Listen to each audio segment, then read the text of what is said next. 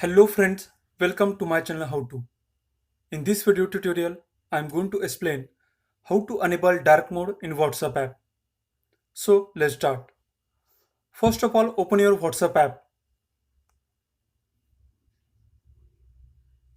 Then tap on the three dots which are present on your right hand side top corner. So you will get this menu. Then tap on settings option. Here you can see the chat option. So tap on chats option. In the display section, you can see the theme option.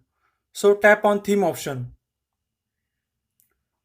So you will get this pop-up which contain two options, light and dark. So to enable a dark mode in WhatsApp, tap on the dark. Then click on OK button.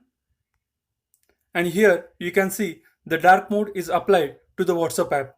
So in this way, we can enable or apply dark mode in WhatsApp app. That's all.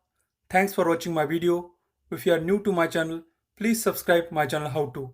Thanks a lot.